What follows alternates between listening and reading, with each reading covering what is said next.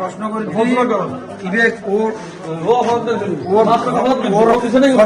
আপনার ফর্মগুলো কিছু ছিল এগুলো দেখেন না, এটা আমরা এটা আমি আগে কাজগুলো সারিয়ে ফেলতেছি, মানে পরের কাজগুলো আগে সেরে ফেলতেন। এই মানে পরের কাজ আগে না, এই যে অনেকগুলি কাজ আছে এদিকে লাগছে, এই উনি বলতে তো লাগেন নাই। এটার কথা হচ্ছে আমার আপনি যে ফর্মগুলো আপনি যে ফর্ম ছিলেন এটা নির্বাচন প্রক্রিয়ার মধ্যে মানে আমাকে শেষ কথা দিন, আপনি আমার কথা বলুন। আপনি যে ফর্মগুলো ছিলছেন এগুলো তো নির্বাচন কমিশন থেকে দেওয়া ফর্ম স্টেট করেছে। এই ধরনের ফর্ম কি আপনার কাছে আর আছে? 10-12টা করতে হয়। প্রত্যেক বুথের যে ভোটগুলো সম্পূর্ণ হয় তার একটা কি সিগনেচার নিচে নেই তো এইটা তো করবো তো পরে, এই হিসাবটা পরে এটা আমি আসতেছি পরে পরে।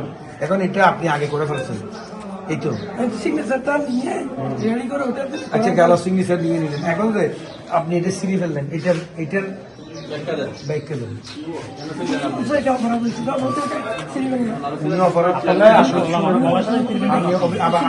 অভিজ্ঞতা মানুষ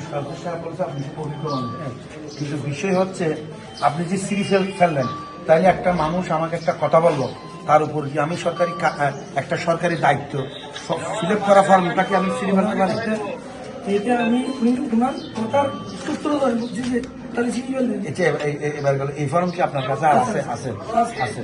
তাহলে যদি তাকে আপনি এই ফর্মের সিগনেচার দিলেন কেন? আবার সিগনেচার নিয়েছি যে আগে থেকে আমাদের কাজগুলি কমে ফেলতেছে, এটা আর কোনো কাজ নেই। পরবর্তীতে যদি সিগনেচার না দেয় তখন কি হবে? না দিলে তাই নিব না, নিব না।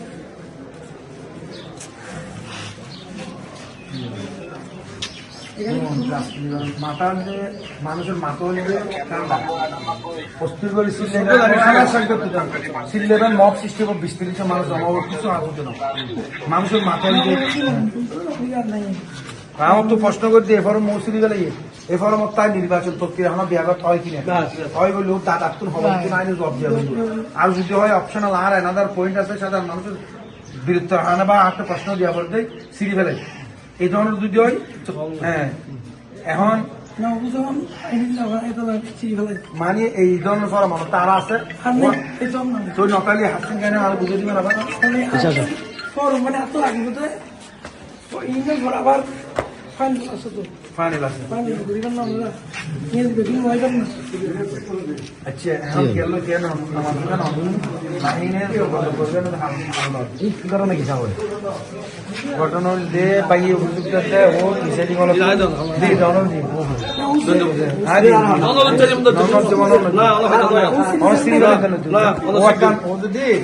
নির্বাচন প্রক্রিয়া যদি